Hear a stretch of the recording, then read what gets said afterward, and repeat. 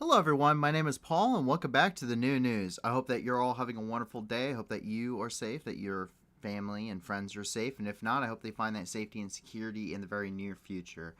There's a lot going on in the world as usual. There's a bunch of stuff that's going on internationally. There's some stuff going on in Ukraine, of course, and there's a lot of people that are affected by a lot of these unfortunate circumstances.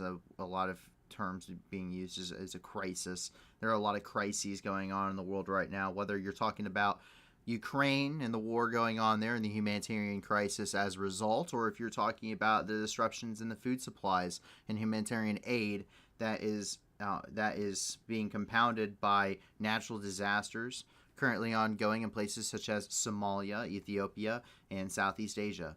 So please don't forget that I know while the war in Ukraine is the main topic, that there are millions of people worldwide who need our help. And not just in and around Ukraine, but also, like I said, places such as Ethiopia and Somalia, where millions of people are affected by this, specifically children under the age of 5, because they require, they aren't the ones going out and getting food. They're not able to provide for themselves. And in the words of organizations such as the UN, they're currently taking food from the hungry and giving it to the starving, to tell you how desperate these situations have become. But luckily, with how we do things around here, this doesn't mean that you can't do anything about it. And that's because if you look in the description below, you'll see a bunch of different foundations, donations, and organization links that you can actually donate to for all different regions and for all different types of causes. We have gone through and we have vetted these organizations, made sure that they are official organizations, and we also went through and made sure that at least 80% or more of your donations are actually going to their programs and not necessarily to those administration's costs and the salaries of the employees that work full-time under them. So please check them out. Please, if you can't give a lot, give a little. If you can't give anything at all, I understand, but do give us a like and subscribe because it helps us reach more people. And the more people that come here, they get some independent news, but they also have the ability to be part of this community and be part of the news that gives back. We want to be able to help people worldwide on the stuff that we're reporting daily. And so with that, we're going to go ahead and dive right into the news. And so we actually start off here up in Kyiv, and that's because Finland's prime minister actually visited Kyiv today, specifically speaking with Zelensky, and he spoke about joining NATO, the sanctions, and cooperation between their countries. Right now, Finland is currently in a bid to join NATO, and along with Sweden, and they're expecting that to be fast-tracked, with the only hiccup being that Turkey may veto their joining NATO. But as a result of this, already, while they have shown strong support, they will fall in line and also join the NATO support efforts going on that are ongoing. And after that, we immediately move into the Donbass, and that's because several different incidents have occurred. We know that, or we are getting reports, I should say, that an Su-25 was shot down by Ukraine, and the pilot of this is actually a 63-year-old Belarusian retired colonel named Nikolai Markov. This happened near the city of Popasna, and the reason why it was a Belarusian pilot that was flying this aircraft reportedly is because former Colonel Markov was actually operating as a private military contractor. So private military contractors, or PMCs, are essentially the modern term for the word of mercenary, meaning, and these mercenary roles as warfare has developed have grown significantly. There are extremely large organizations. I believe you have Vectrus, you have the Wagner Group, you have Triple Canopy, which was the company that bought out Blackwater PMC organization, famous for several questionable incidents, to say the least, to put it very mildly, during the Iraq War. And the Wagner Group and private military corporations are used rather extensively by the Russian Federation as truly an extension of their military power. The Wagner Group specifically, who I have had some personal run-ins with over time, Sorry, I am having a terrible time talking today. But I've had some personal events happen with the Wagner Group during my time in the military and spending time overseas. They are essentially an extension of the Russian military. It's essentially your military contract runs out, you're really good at what you do, and here's a contract to get paid more for doing the same job. The difference is now there's plausible deniability, meaning Russia can say if there's an international incident, as was the case when I had my run-ins with them, that Russia had no involvement whatsoever in an official capacity, and the private military contractors were operating under their own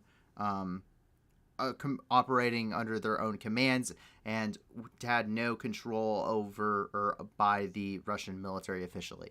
And this allows for atrocities to occur. This allows for international incidents to occur without further escalation. And it's just plausible deniability arm.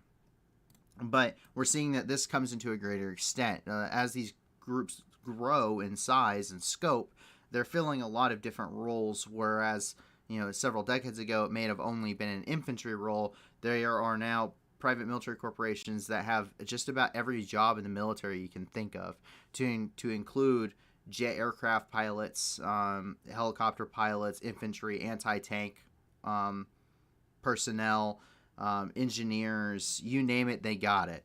So they really are just small armies. A lot of these larger corporations are. And as the main topic of the night, that I actually spent a little bit of this, and I made this the main topic of the night because we've seen this happen several times now, and I've talked to an extent on this, and I wanted to go a little bit further in depth because I've never backed up here what I've been saying with actual information, and that's because we see that somewhere along here in the Donbass, we're seeing where Ukrainian forces are being entrenched, and we're seeing the use of incendiary munitions, or reportedly incendiary munitions. We have pretty good assumptions on this based off of expert knowledge in the field. And we can see this once again happening in the Donbass against Ukrainian forces. So let's go ahead and take a look at this video first. Суки, блядь. Ебать.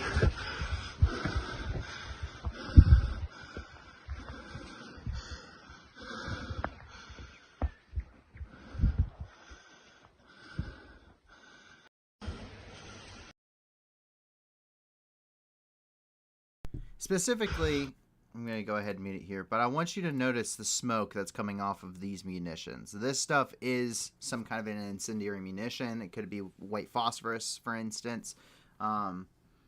It could be there are several different types of munitions that are used.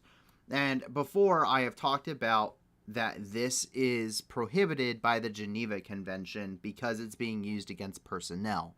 And I talked about this when they used incendiary munitions on the Azovstal and broadcasted it on international television.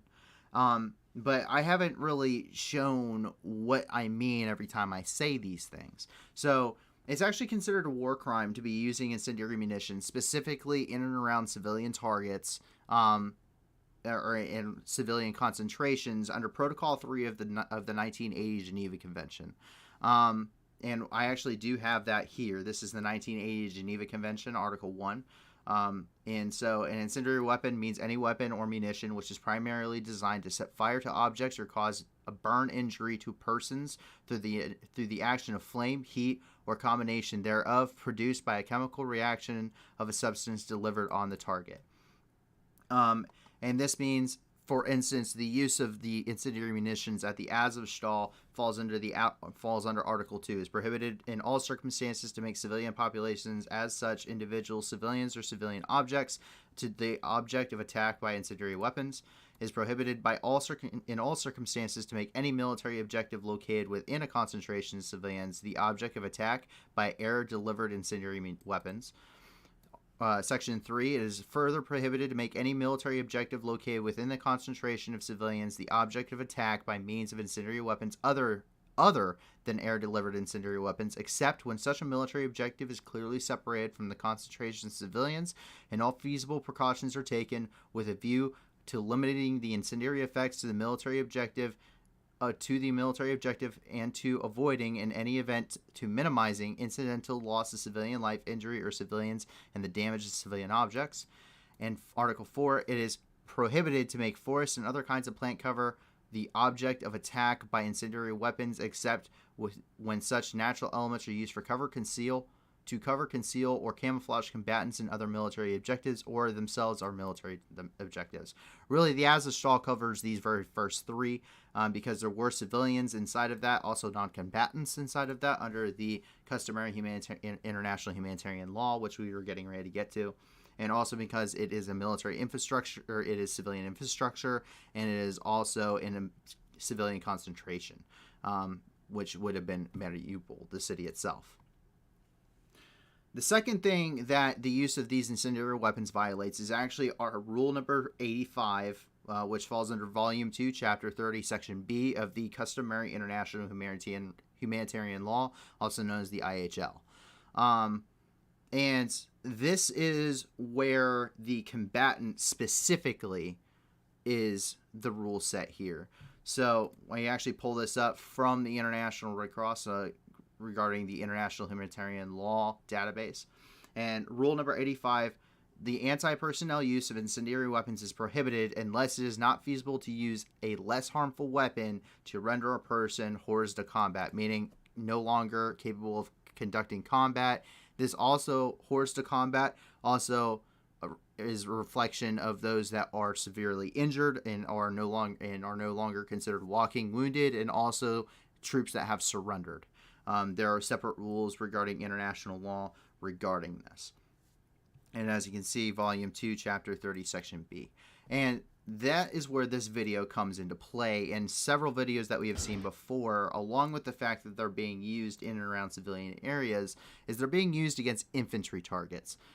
You cannot use incendiary munitions against civilian targets. You can use them against things such as ammunition depots, fuel depots, hardened targets. You cannot use them specifically against infantry in the open.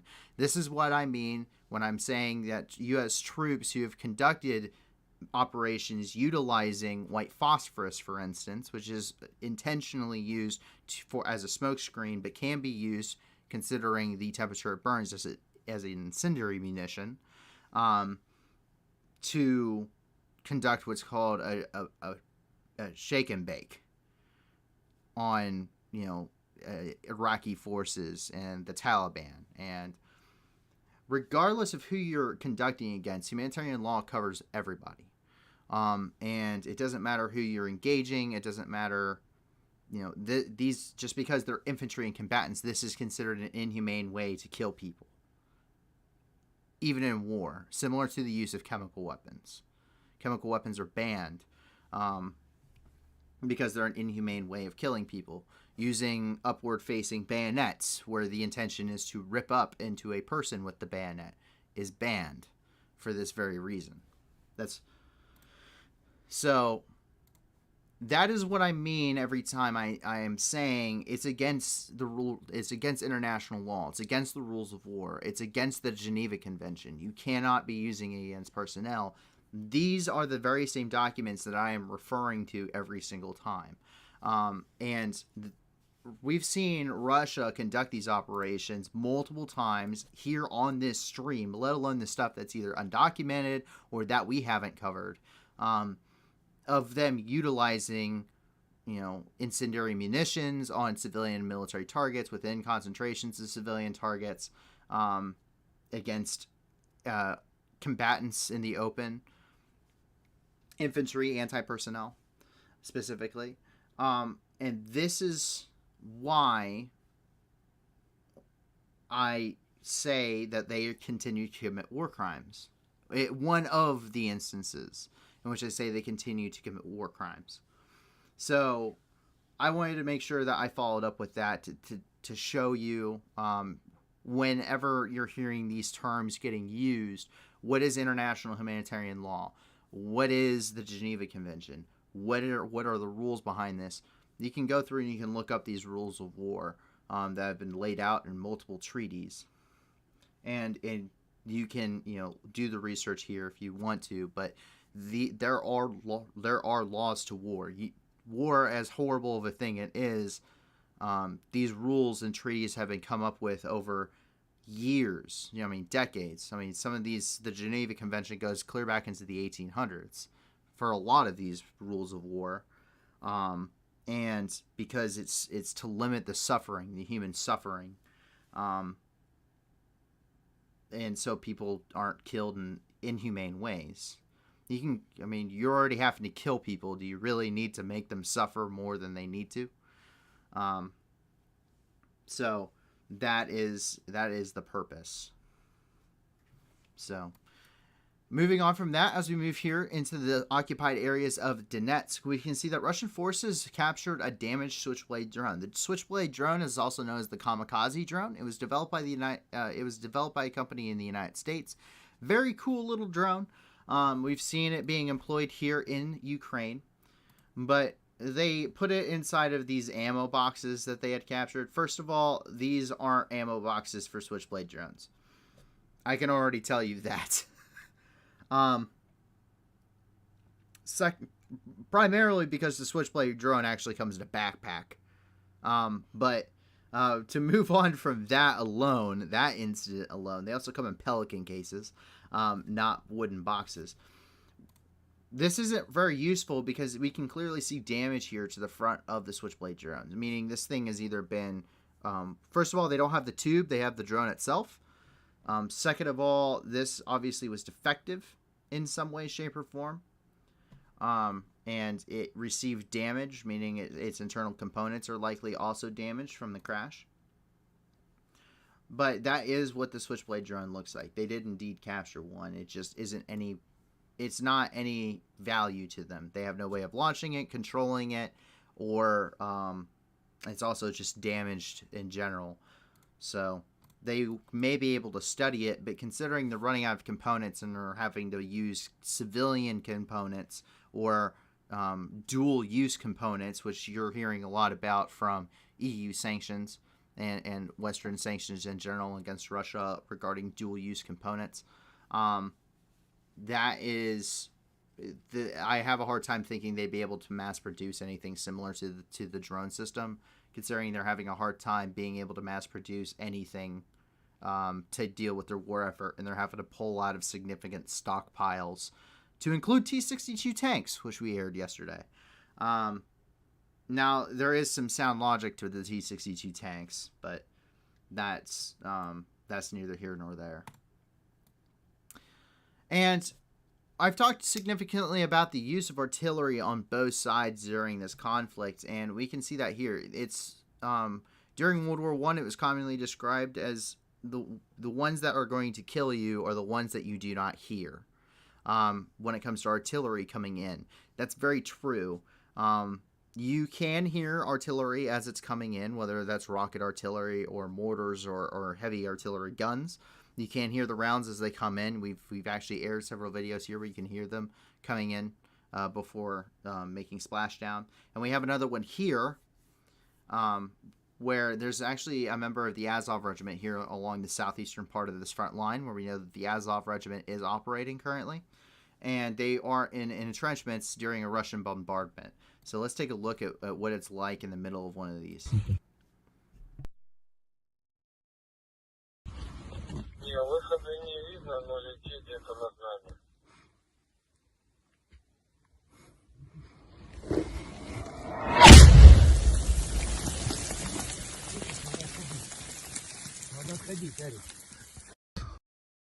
Kind of hear that whistle right there before it comes in and it officially lands. It's not very long, but it's the ones that you don't hear that'll kill you. That is a very good rule of thumb, but that is kind of what you're dealing with on a large scale. And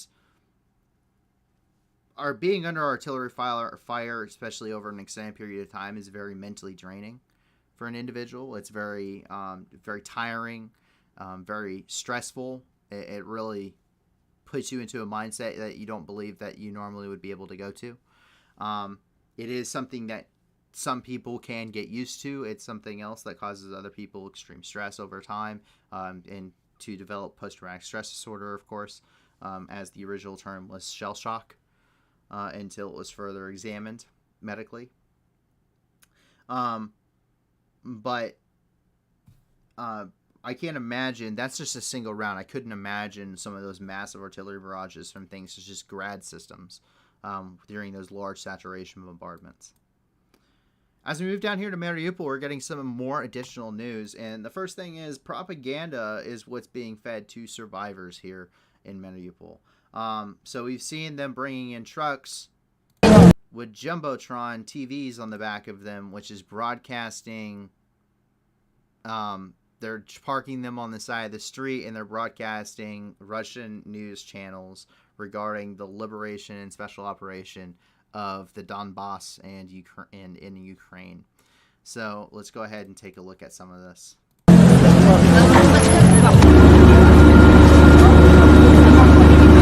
Итогом 2022 считать товарооборот, вероятно, будут уже в рублях. Если бы не сдался, я не знаю, куда бы делался. Основной укрепрайон в Мариуполе. Снаряды, которые могут взорваться в любой момент на каждом шагу. Теперь Азовсталь полностью под контролем народной милиции ДНР и российской армии, что сохраняет жизнь экипажа. Он очень эффективно зачищает местность. Стали 11 квадратных километров. Саперы начали разминирование.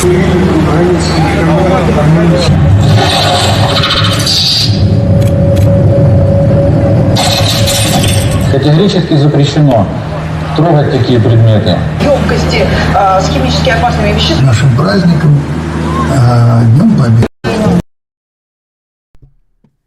So now, one thing I do want to point out in the middle of this that is maybe something that may have not been caught is I'm seeing ICRC. So International Committee of the Red Cross. I'm starting to see a lot of humanitarian aid boxes from them. And also, if we take a look here, we can actually see the International Committee of the Red Cross back here, one of their trucks. So it does look like the Red Cross is able to get, at least in some limited capacity, into Mariupol, which is good. Very good. Humanitarian aid in some way, shape, or form is getting to Mariupol. The quantities or amounts, I have no idea. But the fact that we've seen them changing road signs, we've seen them bringing in for especially heinous things that they may have done, such as the bombing of the Mariupol's theater, which was being used as a bomb shelter, openly being used as a bomb shelter. It was very clearly labeled as such. We know that they brought in specialized salvage teams, and now they're bringing in Jumbotrons so that way they can continue to broadcast their... Really, Russian news is just propaganda at this point, and is in no way, shape, or form truly reliable at all, outside of acknowledging that. And the horrors of what has occurred in Mariupol are absolutely everywhere. And I wrote this description and just thinking about so far what we've seen and what I'm about to show. Mariupol's been bombed into oblivion. There's tens of thousands of residents that have been killed. It's nothing more than just an absolute dystopian nightmare at this point for anyone that's left in that city and that has survived the shelling. I mean, your friends, your neighbors, your family are buried in medians between the center of the road, children's parks and playgrounds, the garden in the backyard of your house. And those are the lucky ones because whoever didn't make it out is buried underneath the rubble of whatever's left of their houses and their buildings and their apartment blocks. And they're under there and they're decomposing. So the smell of death is absolutely everywhere. And anyone that knows the smell of death knows that it's a very sickly, sweet, disgusting smell that cannot be understated by any means. And it hangs on to literally everything that it comes in contact with. And for a lot of these places, I mean, it's a normal city. It's a large city. These people had house pets. And as we can see in this video of a man, he's filming in an abandoned neighborhood. You'll see what some of these house pets have had to do just to survive.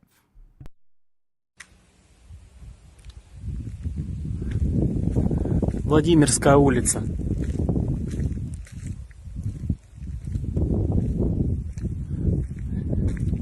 Люди, ау.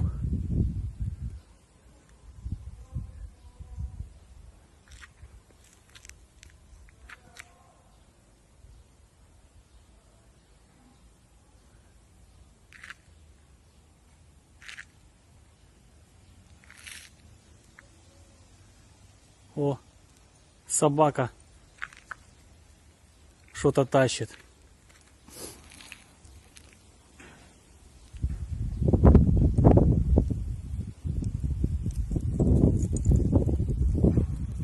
Твою мать, это человеческая рука была.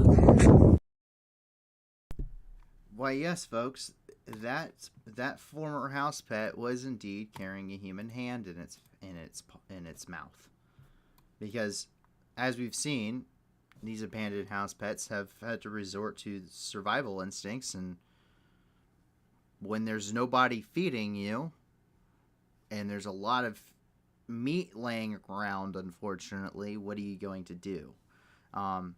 And unfortunately, that is the harsh reality of Mariupol. And we've also seen evidence of house pets being eaten during the besiegement of Mariupol as well. So a lot of rather terrible things. I'm sure a lot of terrible news will come out of Mariupol. The more horrifying details usually come after the fact, once people are no longer hiding in their houses and basements.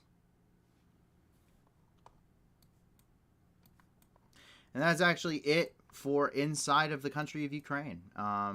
There is a lot of international news, and we're actually going to start off here up in Moscow. And that's because we're starting to see Russian schools are starting to get a very patriotic facelift. Let's take a look here. Видео с детской площадки. У нас сегодня видео с детской площадки. Скамейка, мусорка. Пенек. Без комментариев. У нас сегодня видео с детской. So of course you have the Z's you have the Z's which are painted everywhere. You have a Z there. There's a Z on the tree stump over here. Your bench is painted in the flag of Russia. And of course, the trash bin. So while they're calling it a special military operation, you can see really where the thoughts are going. And this isn't the first time. I mean, this is like an elementary school child's playground. I mean, you can see, like, this is an elementary child. It's a child, for elementary age. And this is the first time we've seen them being used for this kind of purpose. It's for Russia, or for the Russian Federation, the government's really trying to paint this in a light of it's another great patriotic war similar to World War II. And the civilian populace is going to back this. That's kind of the mentality there. I mean, we're denazifying things. We beat the Nazis once, we'll beat them again kind of mentality. And the propaganda is real inside of Russia.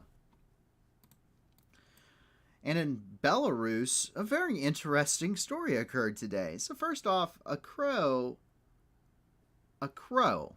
stole an entire man's daily earnings. So he's like a minibus driver. So he drives around like a large van, or a small bus, depending on how you want to look at it. Basically like a taxi, essentially.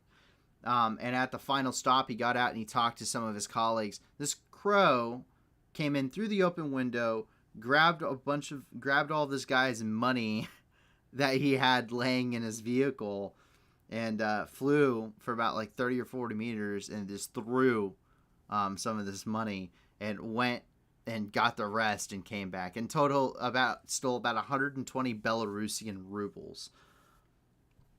So we actually have a video of this. Let's take a look.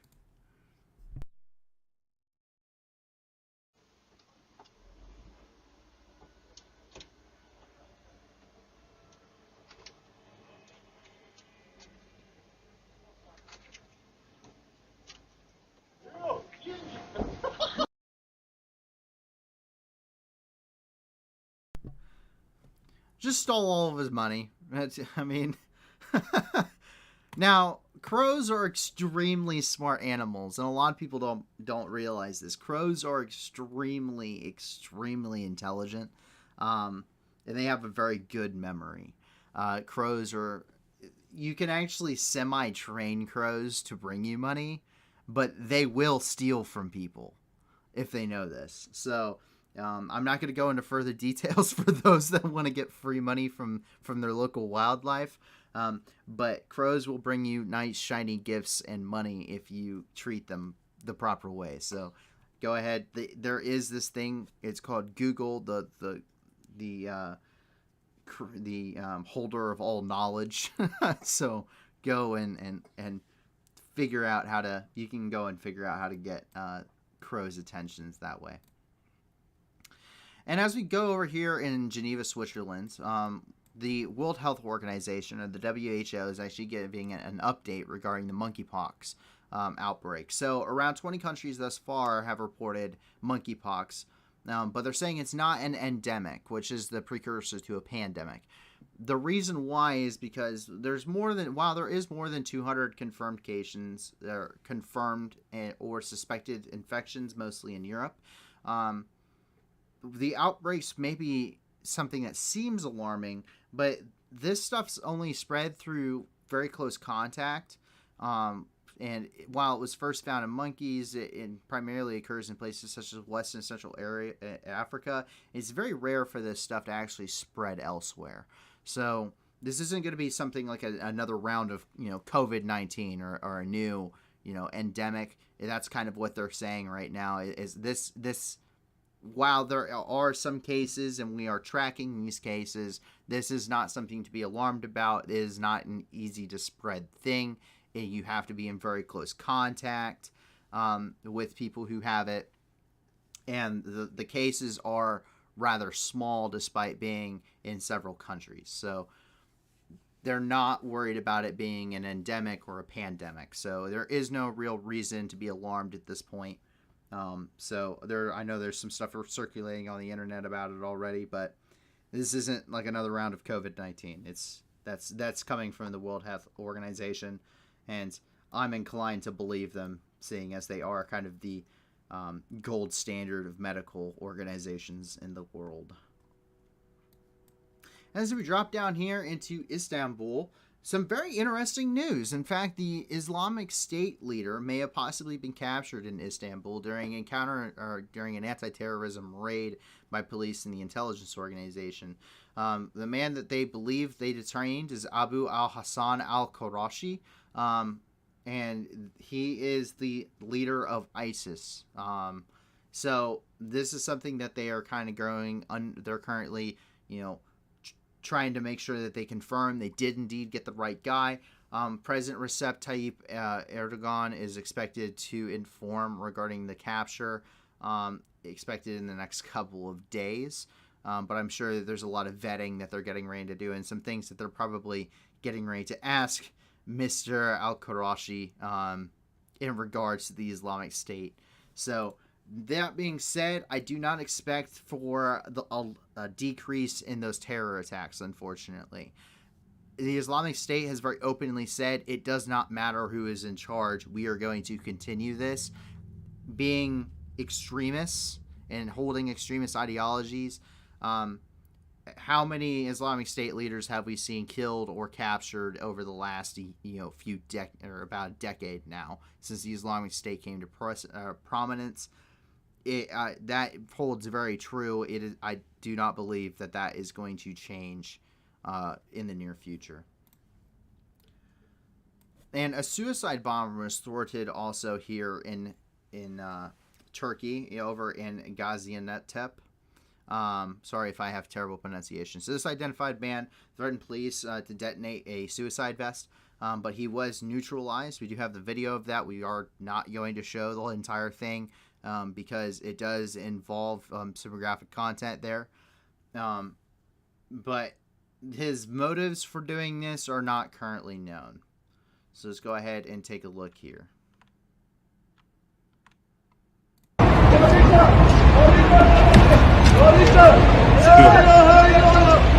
Good. Bomba var lan. Bomba var önüne.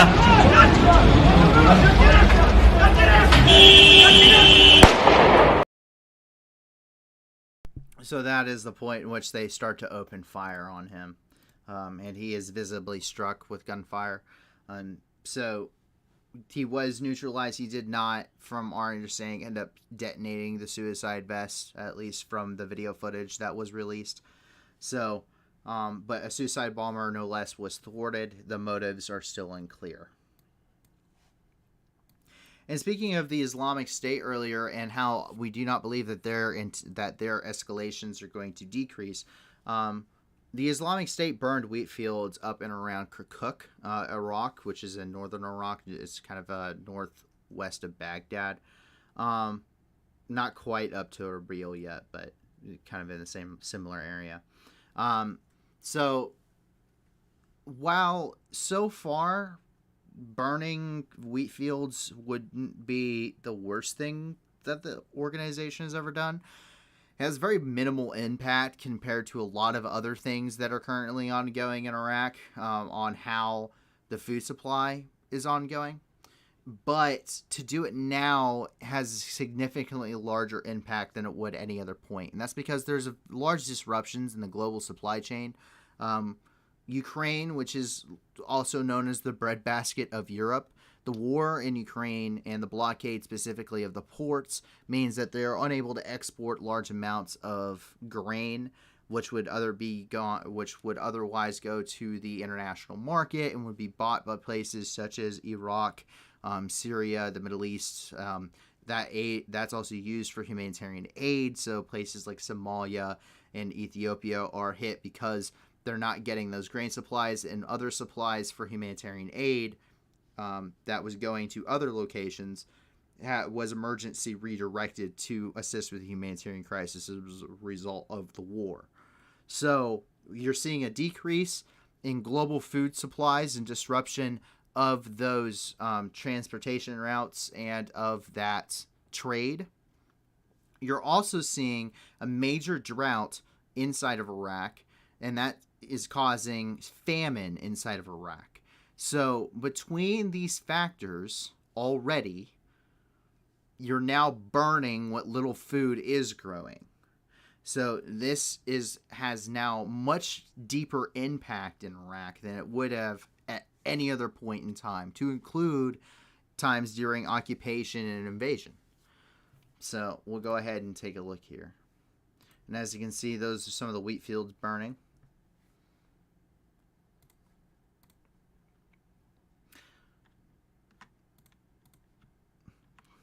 And this is all coming from the Islamic State and their press releases. So you can see an Islamic State fighter there.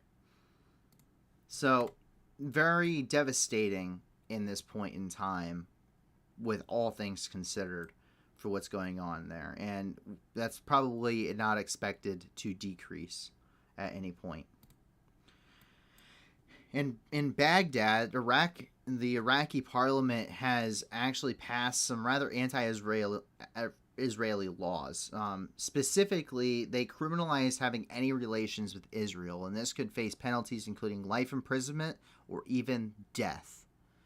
So Iraq does not have any kind of diplomatic relations with Israel.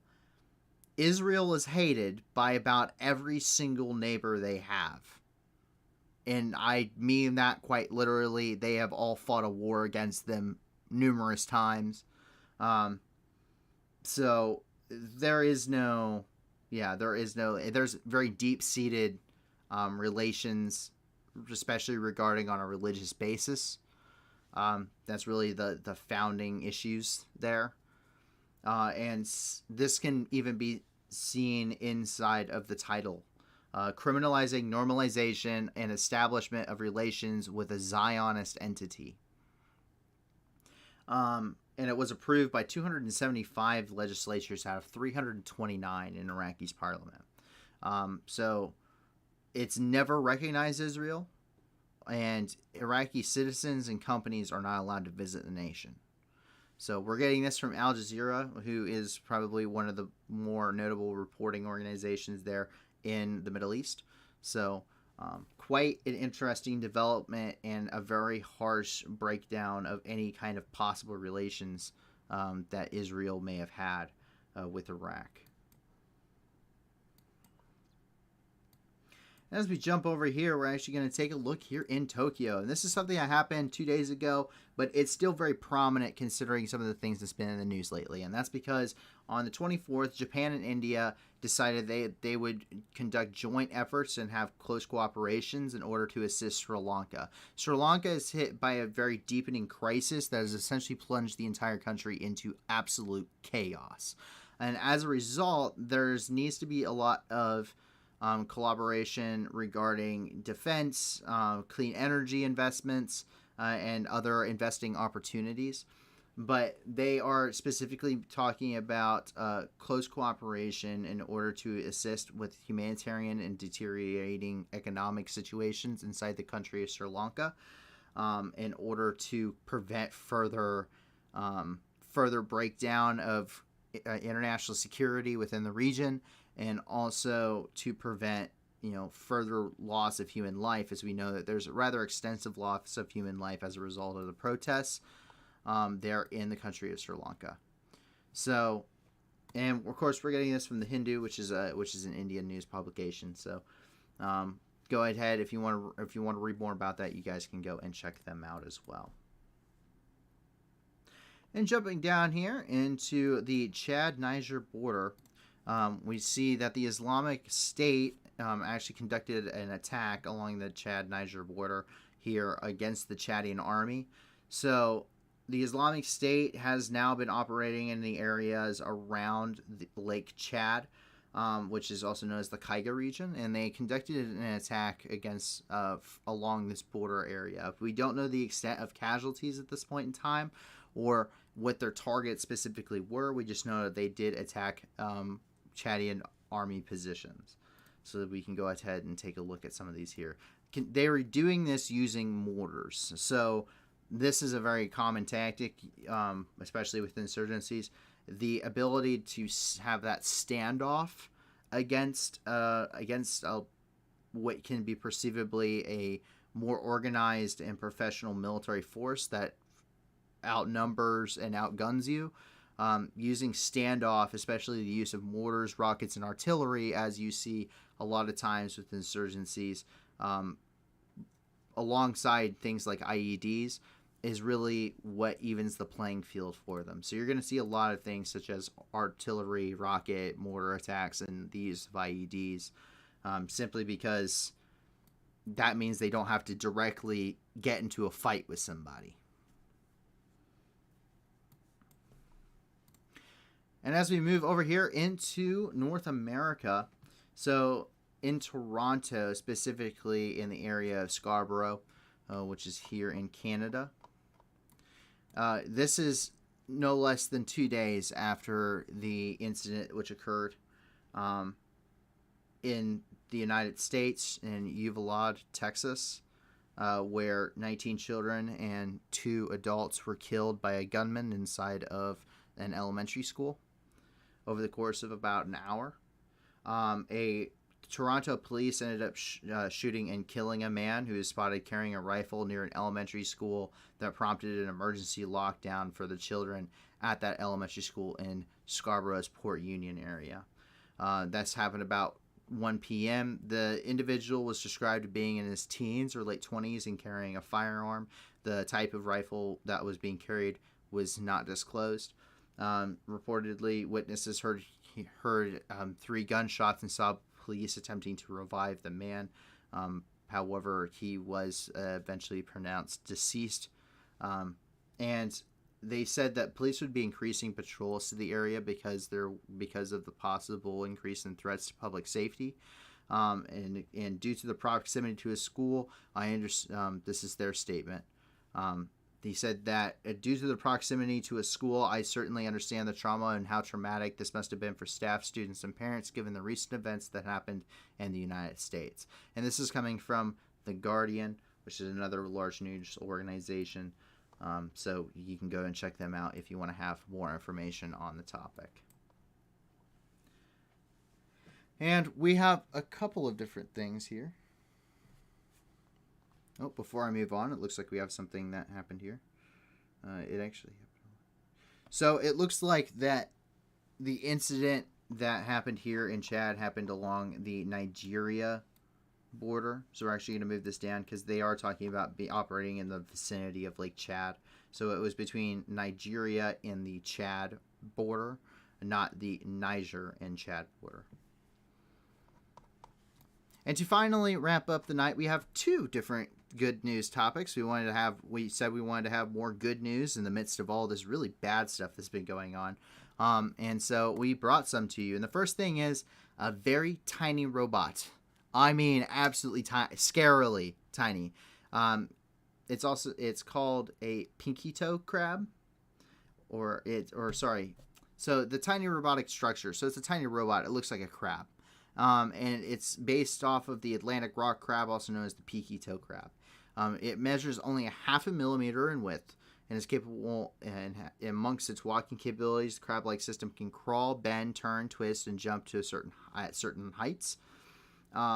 So it could be used as agents for repair and assembly of small and internal structures and machines in industries such as the and even could be used by medical assistance for things such as clogged arteries, internal bleeding, and even cancerous tumors.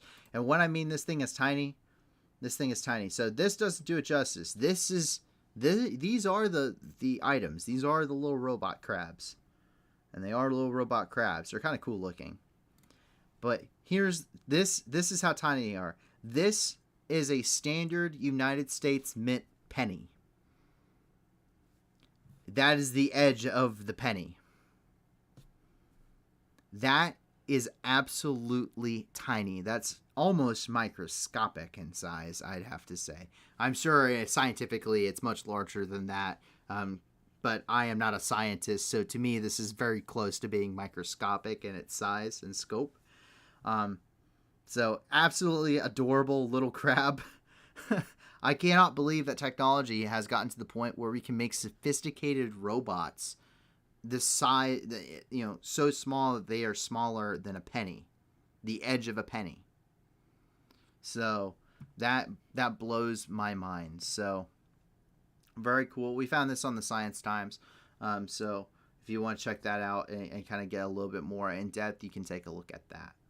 But the advancements in technology in this day and age is absolutely mind-blowing, especially when you're talking about medical possibilities and advancements like we're talking about there. There's even the possibility, some scientists believe that the first person who will never die has already been born, just because of the extreme increases in medical technology that we have had and that they are expected to have in the very near future. And I mean in the course of the next couple of decades. And to wrap up the night, a $1.8 million vase was there in Newbury here in the United Kingdom. And that's because it's an 18th century Chinese vase decorated with gold and silver. It sat in a UK kitchen for several years, but sold at auction after historians realized it had once belonged to an emperor. It's about 2 feet or about 0.6 meters tall, and is marked with a symbol associated with the Kailong. Sorry if I cannot pronounce that right, but the Kailong emperor, or the 6th emperor of the Qing dynasty, which is the last imperial dynasty who ruled China from 1735 to 1795. And it was the vase was painted in a color called sacrificial blue. So it depicted clouds, cranes, fans, flutes, bats, and symbols of the emperor's Taoist beliefs, and that are associated with a good and long life. So it's likely that at some point throughout its history, this probably was taken as military plunder sometime between 1816 and 1901, and basically traveled hands from there, which would not be hard to believe. I mean, the different invasions of China by different groups over the years is quite staggering, to including the Empire of Japan during World War II. And so that is the vase. I have no idea how people become this lucky. I mean, people find some of the craziest things in their attics and kitchens and Like, I have no idea why my great grandmother had an original copy of the Declaration of Independence, but here it is. You know, I mean, like, I can't get this lucky. $1.8 million vase. That's I would love to have that just so I could auction it, let alone the historical significance. And of course, we're finding this on Live Science. So once again, Live Science is a lot of very cool stuff, and it's where we get a lot of our good news, just because they know a lot of things regarding science and archaeology and new discoveries, and it's just cool. They're just really cool. But that actually wraps up all of the news for the day. Quite a significant number of developments, and I'm happy that I took the time to go in depth with some of the things, such as international humanitarian law and the Geneva Convention, to really put things into perspective.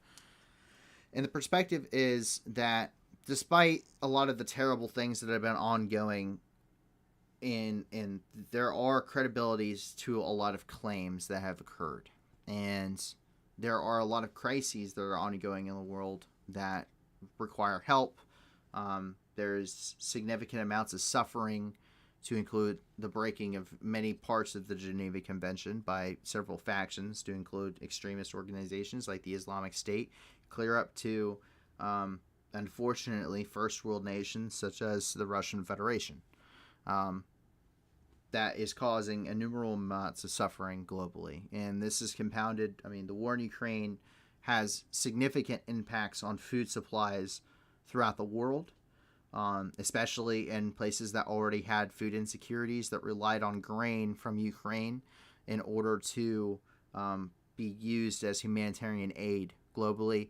That is no longer happening. And it deeply impacts people all over the world.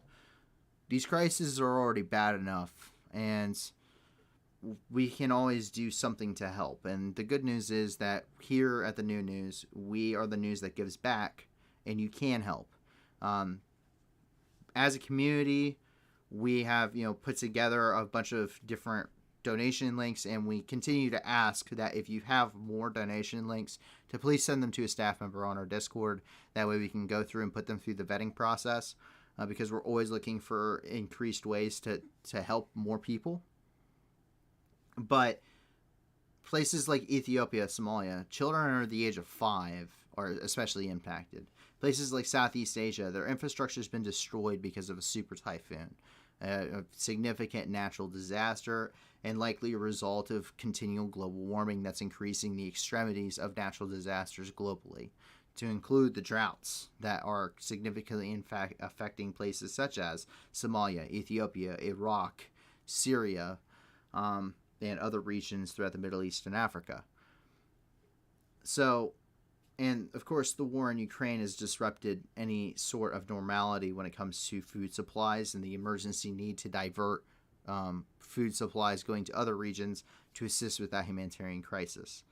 So please check out the description below, and please, if you can't give a lot, give a little. If you can't give anything at all, give us a like and subscribe, because it helps us reach out to more people. We can provide this independent news from our own sources, for the most part, from our own sources, and being able to provide something that mainstream news can't, and to kind of go in depth with whatever topics we're able to with our own experts and translators and etc. But also because the more people that come here and watch this, the more people that can help, and the more money we can raise for these organizations to help them. And we want to become large enough that we can get monetized, not because I work a full-time job. I don't need the money here. I want to do good, and I want to be able to put fundraisers directly onto these news streams. And we can only do that with your support. So I want to thank you for the support that's already been given. We've had people reach out to us to say, hey, we love what you do. And we put some money towards X organization, including staff members as well. And I want to thank everyone that so far has donated. You don't have to tell us when you donate. I don't care about who donates or how much. I care that it's happening and that we're helping people. So thank you for all those that have given their support. Thank you for those that continue to give us support. And thank you to the staff team who makes this possible. I only lend my voice because, that I just have the stuff to do it. Really, it's the staff team behind this that really makes this happen. We have experts in multiple fields.